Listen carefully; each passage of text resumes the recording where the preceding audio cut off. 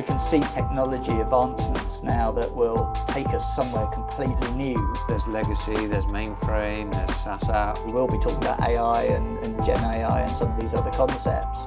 These are the things that we know will make it successful. I was wondering if we could start just by maybe you talking a bit about your personal journey in IT and what sparked your interest in digital workplace management to begin with. Thanks a lot for having me, Barry. It's great to be here. I have always worked in end user services and employee experience and digital workplace, whatever it was called, since way back when, 20 odd years ago. So I think what sparked my interest is I just joined as a workplace engineer, learning on the desk and working with customers, fixing their problems. And I think in my early career, probably the opportunity that excited me most about it is providing the IT services and the workplace service for a large oil field services company. Right. Where at the time they had people in the desert, and if their PC broke in the desert, they needed to re-image it, they needed to deploy software to it. Yeah. So even way back in kind of the early 2005s, we were doing automation, and it kind of opened my eyes to what was possible. And I've stayed in the workplace ever since, very boringly, but I love it. So here I am. And can you think of one moment where you thought, do you know what, I've really enjoyed, so you had an outcome or you had something that happened where you thought, do you know what, this is something that's satisfying, you know, this is the job for me?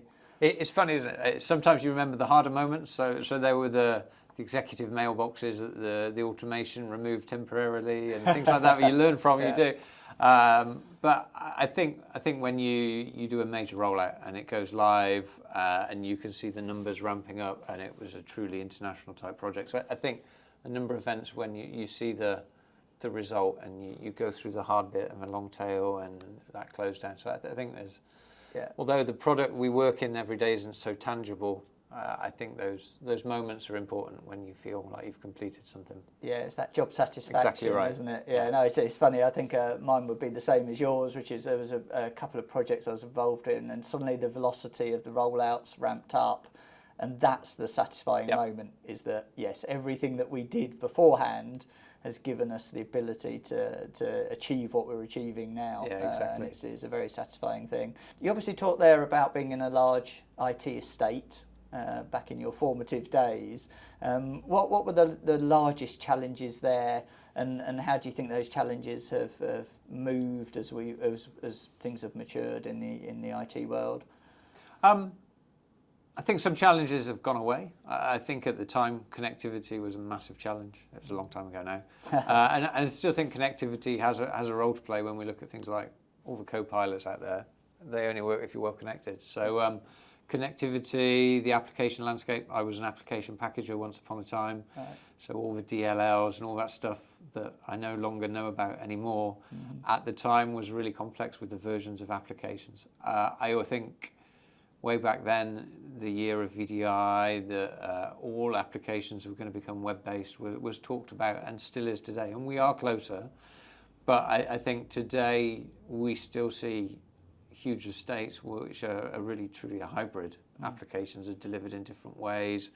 There's legacy, there's mainframe, there's SaaS apps, there's Windows Virtual Desktop, Windows 365. So I think that complexity still exists. Yeah. And I think together what we've done in projects and then in daily operations, there's still a long way to go to really get that optimized model where we can all relax and spend more time doing the things we love. What are the key things that drive your vision for, where you want to take the managed services?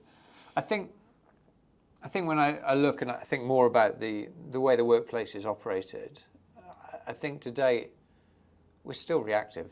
There's all this data, and if you look at all of the data we've got around employees and how they use technology in the workplace, the kind of diagnostic information, the historical data in ServiceNow and other ticketing tools, we have this minefield of data, and minefield maybe not the right word, but we have this plethora of data that we're not exploiting. And so for me, that combined with the fact that we deliver services very much level 1, level 2, level 3, a project comes along, a project is delivered. I think we have to break that cycle, and I think we're in some organisations really, really advanced and making some great progress. But I think there's so many organisations that it's not a priority when it could be. If we did all the things that we talk about and embedded that into daily operations, the opportunity to unify and to simplify, to take cost out, but continue to make everything kind of invisible to the employees is really there. The tools are there, the data's there, it's a case of action. And I think the stuff you're doing in your product as well in terms of bringing that data to life is kind of one of those use cases that we should be just doing everywhere by default. So do you see this as much a cultural shift for organisations as it is a technology shift? Because like you say, the technology is maturing to a point where, you know, if you talk to Gartner, they'll be talking about autonomous endpoint engineering and this vision for the future, exactly as you said, where things fix and update themselves. Yep. Essentially, you've got an engine somewhere, but yet a lot of organisations are still at, you know, what you might call level 1 reactive mode. What do you think is the main blocker for that movement? I think it's really difficult. I think as the workplace engineer or owner, you're in a difficult place because you go to the rest of the business and you say, if we just did this and you changed your business application, the world would be a much better place for your employees, because it's quite a tough sell to go to the application owner that's close to the business and say, if you just change the way that application authenticated, we could have all of these benefits. And I think it takes that bold step to be the one that is prepared to make that change, because so many organizations have implemented Intune. They've moved to Windows 11 earlier, which we've been talking about recently. Yeah. They're using Enter ID and Azure Active Directory. They've invested in updating their policies. And yet they've still got a legacy Active Directory and login scripts and all of the stuff that should have gone. So I think it takes a bold step and real buy-in from kind of a leadership in organizations. Say, right, we're going to turn all the old stuff off. And then, by exception, listen to the business when they shout and scream. So I think there is a mindset change around it. As I say, that the technology is there, and I think what AI will bring to workplace management, in the same way it has to kind of productivity in the last year, is really exciting. We see the Sentinel and then the Copilot, Security Copilot products integrating with Intune. So there's loads of great things there now, but it's turning off components, platforms, tools before you add another one in that I think is where sometimes we fall short right now. Yeah, and I guess the challenge there is, how do you bring a customer along that journey? Because the customer quite often will have just asked you for a service that's delivering this amount of, I'll call them widgets, but you know, you're delivering this amount of widgets reactively, and yet you know that the future estate could be so much better. What are the things that you can do to actually, you know, influence that customer to making that big decision? Because it might require an investment, I guess, to actually get to modern management, proper modern management, as we would like to deliver it. I think one of the things that we do successfully and need to do more of it is kind of put our money where our mouths is. If we believe that there's an efficiency saving and way of working and a quality improvement, then we should be investing as a service provider. So similarly to some of the projects that we've done together, rather than it being a project based on time and materials and the cost to complete, we run a project based on early success, the outcomes around adoption, the percentage failure rate. There's different metrics I think that we should be committing to that would then open the door to drive it forwards. Or you use those new metrics to have a different conversation with the customer. I think it's difficult. I think customers that really get it, you can really go fast today and move forwards to this modern way of working. But you have to have that buy-in. And I think that buy-in only comes when you've tied it to whether it's cost saving or improved productivity, or some of the old-fashioned metrics, number of incidents per device per month, that you show a consistent positive trend, or you believe you can achieve it because it's what the data tells us. I think then you can drive action. The risk is it's just noise to them. They've got all these other choices, other kind of conflicting kind of priorities right now. So I think it's how you play it in and make it the top priority on the list is always a challenge. Yeah, it's a very strategic move, isn't it? So it's a long-term program of work, and like you say, it might touch lots and lots of different areas of the business as well. Yeah, absolutely. So, and it might involve change that they don't really understand the reason for that change. They need exactly. need to be brought on quite a significant journey here. But it's a very interesting concept around moving away from fixed delivery to effectively milestone-based outcomes. Yeah, so, and you must see it as well in everything that you're doing, that these big projects must be great for you, but there must be a level of frustration that if they just did it differently and used the data and the platform differently, the outcome would be different as well. Oh, absolutely. Yeah, the number of times, certainly over the last 15 years, that we've delivered quite a successful project, but then the systems haven't been fed and watered and maintained, and you come to the next migration and you are literally reinventing the wheel again because you didn't do that maintenance. And we talk a lot about how you get this perpetual change culture actually embedded in an organisation, so that when you come to the next migration or whatever it may be, actually you're already in a position to do it. You haven't got to go back and do all the old analysis and suddenly buy 50,000 machines because you've left them all in a non-supported state. So it's quite a cultural shift. It's a very interesting concept in terms of the managed services, because the managed services really, for innovation, this is what you need customers to buy into. But innovation sometimes costs and it sometimes fails, and you've got to be prepared to accept that there's a journey to go on. Do you sort of see maybe 5 years' time? What does this all look like to you in 5 years' time if you're looking at a typical digital workplace? So I think, 5 years is 2030, and we know already that technology is changing so quickly that it's become really hard to predict that far out. I think if I was to say what I think will happen probably sooner is that there's convergence of technology platforms. So I think today that it's confusing in terms of what do I need to deploy and where. Many products proclaim to do the same thing. So I think there's overlaps that will be played out in the next couple of years as we see kind of more unified products coming to market and the true capabilities becoming clearer.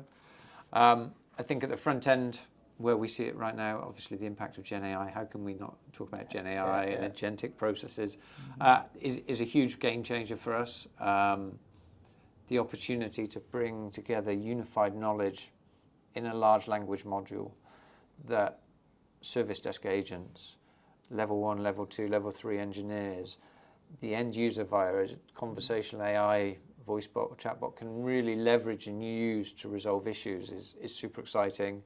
And we've been doing a lot of work around how, in kind of that modern delivery of support, if you're just serving up a knowledge-based answer, it's not a great experience. It has to be automated. So we've seen in the last couple of months things like MCP, the new protocol for automating, move us beyond having to hard code automation, the A2A, so agents will talk to each other in the future.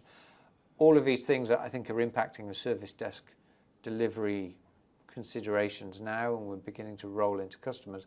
I think fast forward 2, 3, 4 years will fundamentally change how digital workers within projects, within second, third line actually work. So I think for me that is huge, but it's still reactive. So I think probably the bigger piece is hopefully in 5 years' time we're really acting proactively, not like we are today. I think the experience management tools, the capabilities that we've got to collect information is huge, but we're still taking a reactive incident and turning it into a proactive resolution for many, which is great, and it's a big step forward. I think how we use kind of the endpoint data and other observability data to make it really proactive in the future is where I hope we go to, because today majority of automation is requests. And in the workplace, they're easy requests. I need a new PC. I need a new team site. I want to use Power Apps. I want Copilot on my device. So the automation is request driven. I think where hopefully we are in 5 years with the predictive capability and the analytics, is that we're really automating incident resolution proactively. So that's where really cool things happen. And actually, as a service provider, we're no longer talking about a managed workplace. We're talking about productivity enablement. How are you going to maximize the new ways of working, the process transformation, etc., which we do today in our consulting business. But I think that should emerge as kind of the priority, and less maybe the day-to-day stuff that we do. Having said that, we said that 10 years ago, so I'm sure it will keep us busy. Yeah, I mean, it's certainly something. I mean, we at Juriba, we're always looking at this from the application perspective. Is, do we really need to be request-driven anymore? You know, we know that new versions of these apps are coming out, but you've still got to balance that with the control around a rollout, because we don't want a CrowdStrike happening that we've initiated, you know, within a service. I mean, that would be, you know, it's sort of life-threatening, isn't it? How's AI going to play out in your product? How do you see AI? So we're still quite early steps, but there's a couple of interesting bits that we're doing. So number one is around AI-driven application testing. So being able to take an application and actually within a smoke test use AI to determine which portions of that application need functional testing without needing a functional test script and you know, all the maintenance around that. We're also looking about AI-driven packaging in the first place. So the next, can AI make that determination for us and get you a package out the other end? And then more on our inventory and metadata side, it's really understanding things like application matching. I mean, you and I, again, we've been around for years. This is probably the biggest problem still in the digital workplace, is that you've got 10 different sources of application data and none of them are called the same and there's no unique link between all of them. Actually, we're doing a lot of research with AI that starts to give us an answer to that, and actually uses a lot of fuzzy logic and other things that means that we can effectively build a very, very good visibility engine around your data and understand that this request in ServiceNow actually means that package, which means this application in a DEX tool.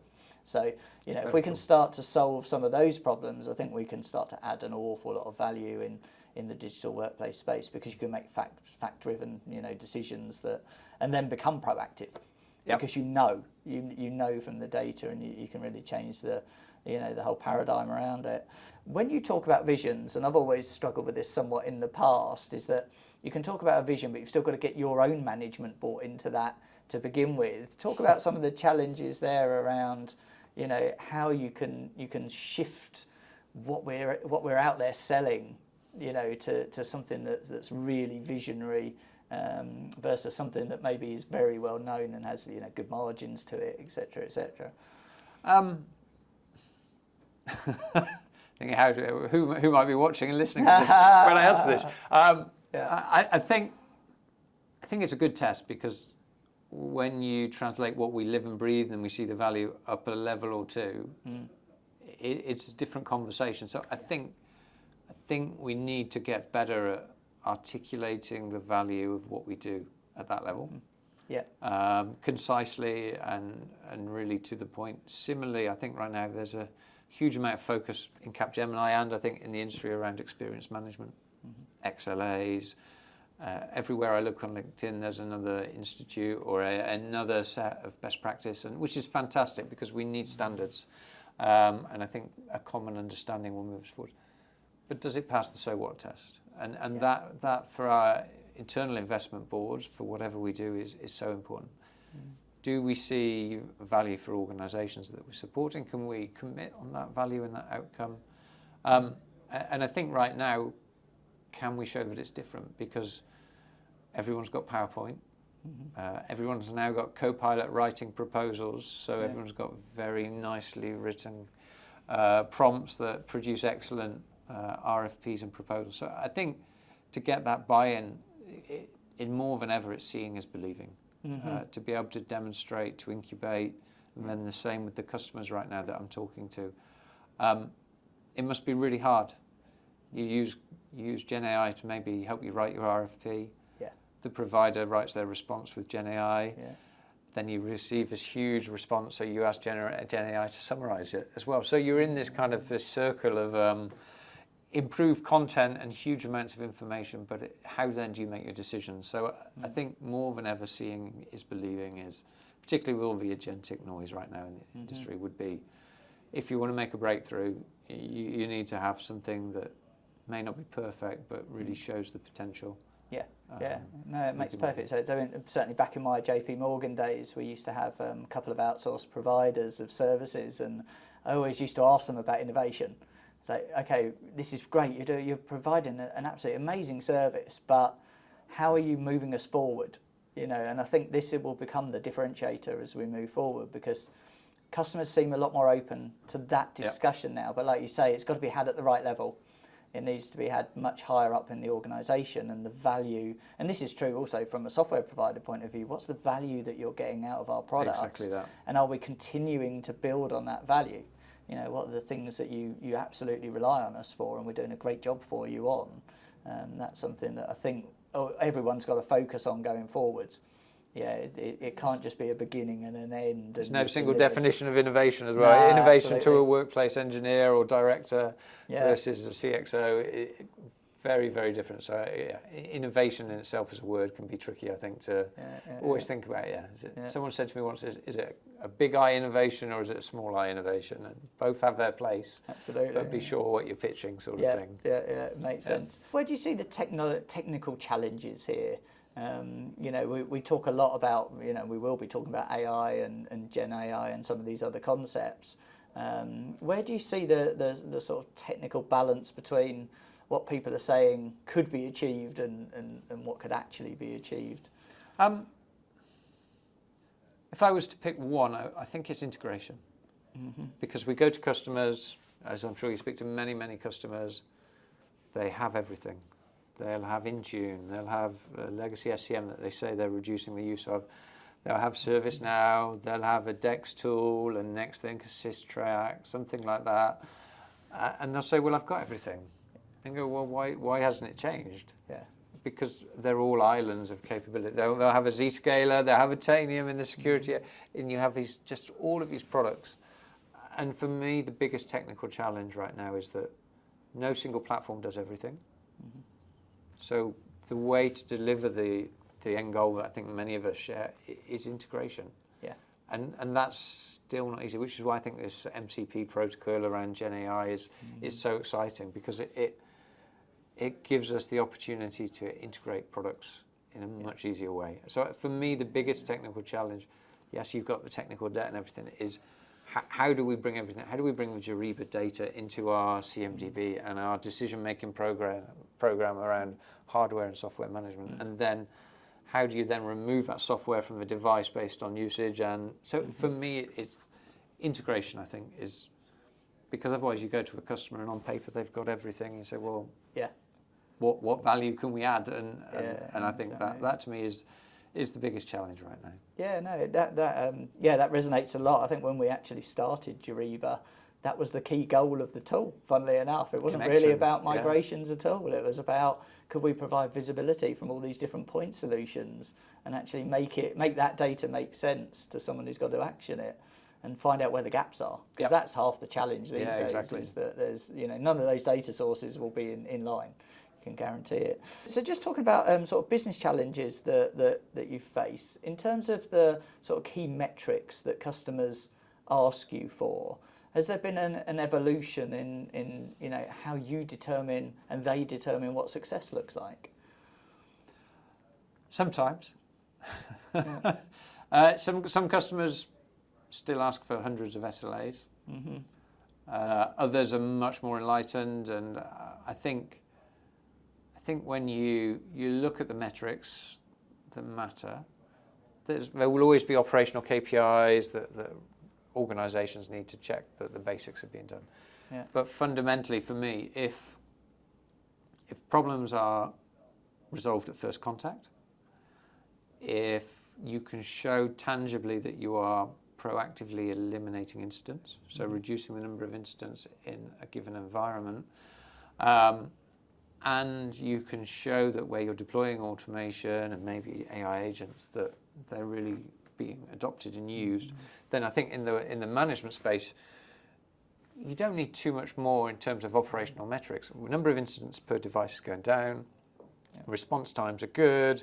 So from a quality point of view, you've got a feel for the quality. I think, and people that work with me will be sick of it, I think you need to build your kind of 2x2 graph to measure those operational metrics against the feedback from the employees and sentiment. And there's been a lot written about sentiment analysis, and I'd be really rich if every customer that said, oh no, we can't survey the users, they've got survey fatigue. Well, if we don't capture that sentiment and that feedback, not just transactional, but about the overall workplace experience or the migration journey, we'll be deluded, because we'll say everything's getting quicker, the response time was less, but we need those two sources of data to operate. And for me, that how we overcome that survey fatigue, and the feedback doesn't need to be a survey, and to get a meaningful representation of the population is the biggest challenge, but the biggest opportunity, because then how you run the service completely changes. So that for me is the biggest change, rather than reams and reams of effectively pointless SLAs that once upon a time meant a lot, but now really have no impact on the service we're delivering. And we're still on that journey, for sure. I was going to mention that, because you were just reminding me about the 99.9% SLA that we all used to chase, and like you say, it's meaningless, because the 0.001% could have been a massive outage that Exactly right. that had a significant impact. So no, that's interesting. And when you talk about some of these business challenges, how do you balance that standardization and control with where you really want to get faster at delivering services? I think it's a real challenge. I think the standardization for me and control is the only way to get faster. Yes. I think many organizations have optimized their operating model in terms of the people equation, whether that's through outsourcing or through own initiatives. So I think you can only squeeze that lemon so much more sort of thing and get any value. So we have to deliver it differently to gain the maximum value. I think as a service provider, and for yourself going into many customers, the change I see is many organizations want to own the platform, whether that's a current geopolitical climate and the awareness of control of their overall supply chain and their IT environment. Sovereignty in Europe is a big topic right now. But organizations are saying, I want you to bring your accelerators and best practice into my environment. And at the same time, we're saying, well, we want to commit on a delivery outcome that requires us to bring our tools. So I think we're moving, that's a long answer. I think we're moving to a standard way of deploying technology, a standard way of delivering updates continuously, to being proactive, over a standard blueprint that everybody has to have. And I think that journey from this is the blueprint that delivers your most optimal workplace to this is the set of standard ways of working and processes that are going to help make that happen. I think that's kind of the journey we're on right now, because, as I say, many organizations have invested in technology and have gone a certain path. So to come and say, we're going to rip all of that out and replace it with something that does the same, it's not a great answer to give. So it's quite a journey for them to then have to go on. Have you got some good examples of where that hasn't happened? Like what was the impact of not doing those things? We didn't win the business. It's listening and a customer that you've had. You've come in. They've actually bought into the solution at the top level, but then maybe put lots of blockers in place to enable you to actually achieve the vision. It's a great point. I think, and you probably see this as well, that the difference between, and it's about, I guess, having that radar and asking the right questions, between the initial conversation and the spoken ambition versus the reality once you're in, and you must have this all the time as well, that we're going to do this, we're going to change this, no, there's going to be no blockers, we've got buy-in at the top, and all of those things that are said, and then when you get into the operations, the blockers appear, the business unit owners with a very justifiably strong opinion on how things should be done and how you deliver those. I think where it works well is that the buy-in at the top really drives the change, and you see things move quickly. I think the difference between the talk, are you really serious about employee experience transformation? Are you really serious about embedding projects into your daily operating way of working, becoming more agile and product-centric, versus, well, we'll just keep some money aside for a Windows 11 panic project and we'll phone Barry again because I know he'll help us. So, which we're probably guilty of sometimes maybe as well. So I think the challenge is kind of a skill, is that softer skill, is to understand the lie of the land as you embark on a project, so you go into it eyes wide open.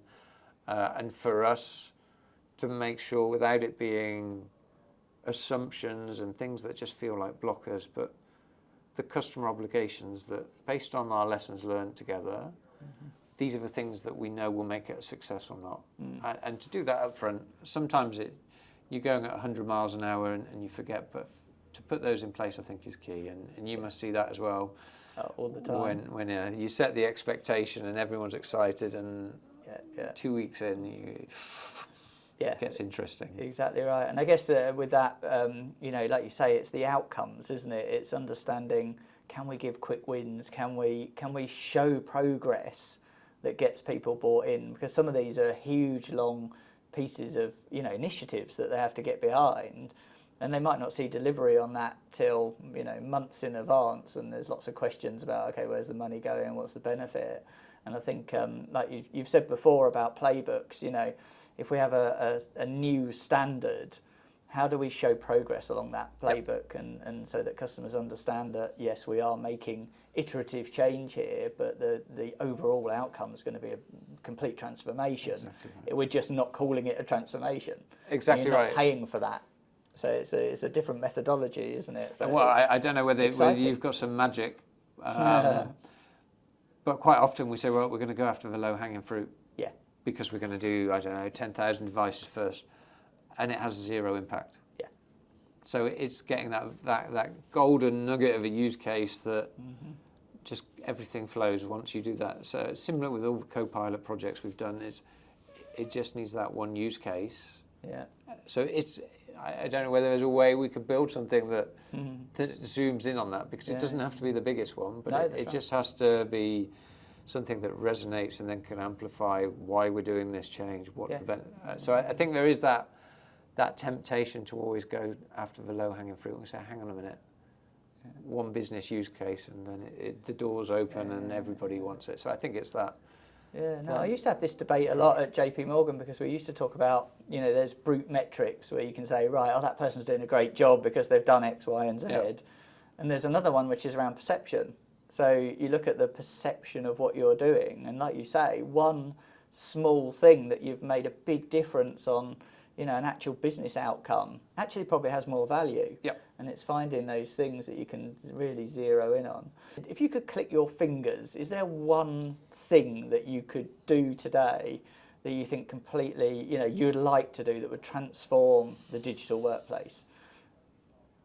One thing, without offending people or world domination. And, that's a good question, Barry. I'm thinking now. I think I'd like to start again with the delivery model. Right.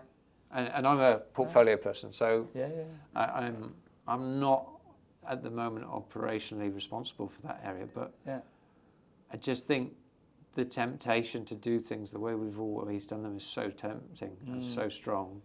And when the pressure ramps up, you revert to type. It's kind of human nature. So for me to say, right, we're going to do this differently, and to embark on that to me is the big single change, to find a customer that's like mine. I'm still looking, there's a few in the fire that's like mine, to say, right, let's just do this completely different. Yeah.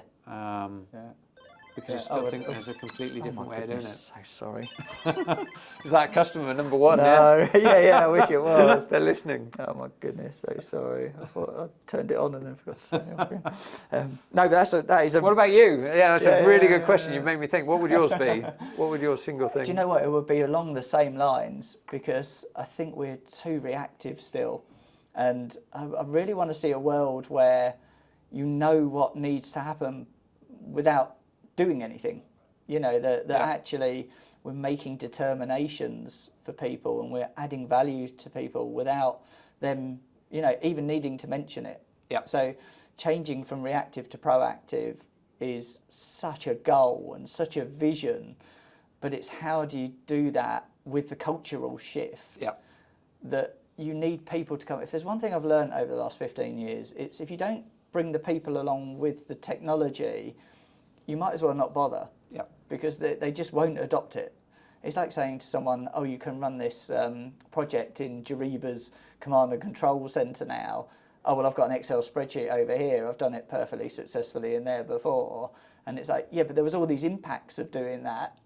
But, you know, they will revert back to that in an instant unless they can see good value quickly in the new process. And sometimes you have to get the buy-in for that with that person and get them involved in the change itself. Yeah, definitely. And it's something that I can see certainly from your side that you would have a lot of effort has to be expended in that to be successful, because otherwise it's just, we had this service before, we just want the same service at a lower price, or, you know, whatever it may be.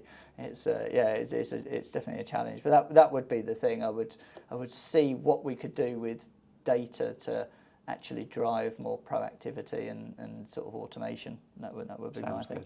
I just wanted to talk a little bit at the end here about the partnership with Juriba, the collaboration that we have with Capgemini. I mean, what do you see as the biggest opportunities in the market going forward? We've matured a lot of solutions over time. What do you think the biggest opportunity is, you know, as we look for the next sort of 2 to 5 years ahead? I think obviously Windows 11, and then there'll be a Windows 12, and who knows what.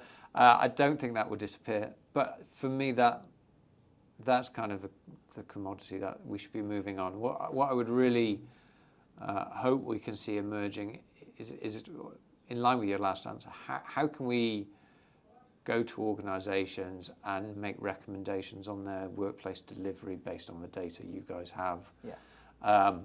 Specifically, we see a lot of organisations moving to Azure Virtual Desktop, and more recently Windows 365 seems to be emerging as the preferred platform destination. Whether that's because customers have Azure consumption to consume that they haven't yet consumed.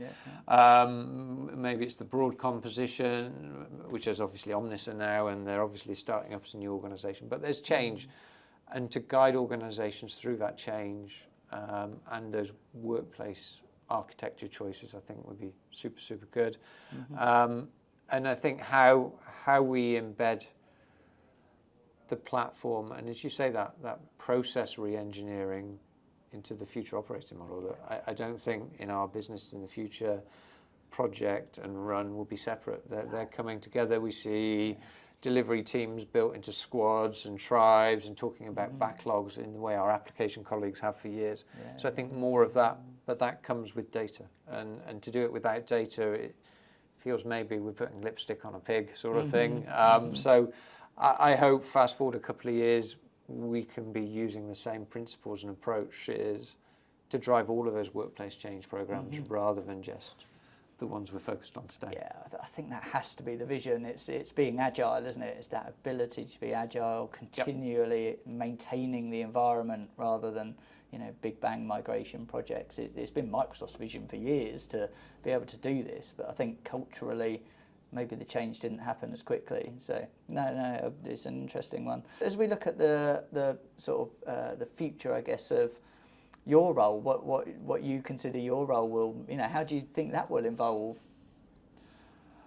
I think we're at a turning point in terms of the impact AI is having on the way we work, the way we support.